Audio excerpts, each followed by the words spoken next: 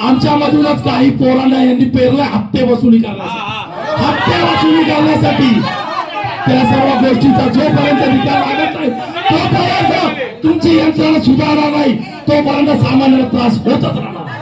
आणि आम्ही सामान्य आता पाहिजे आम्हाला नाही पाहिजे, पाहिजे म्हणजे पाहिजे.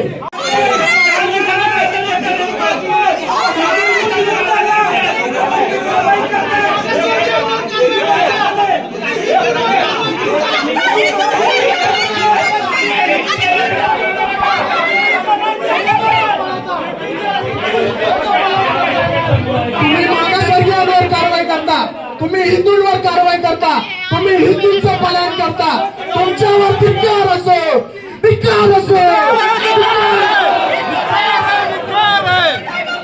हॅलो, मी कुर्ल्यामध्ये 25 वर्ष राहते, एवढं समोर राहते. आज माझ्या दाराभोवती सगळ्या हॉकर्स आलेले आहेत. माझी नातवंड सेंट जोसेफ शाळेत जातात.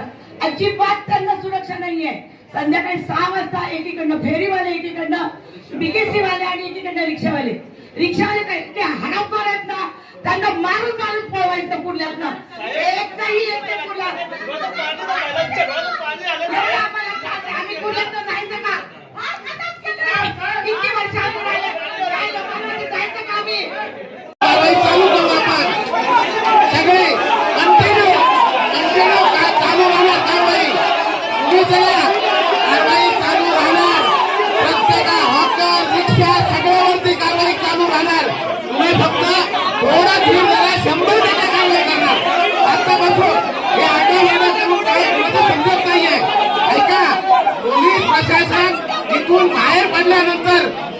बाहेर पडल्यानंतर रिक्षा असो, कुठलाही टेबल सीट असो, मोबाईल असो, फेरीवाला असो, अनधिकृत बांधकाम असो, सगळ्यावरती कारवाई करणार आजच्यापासून.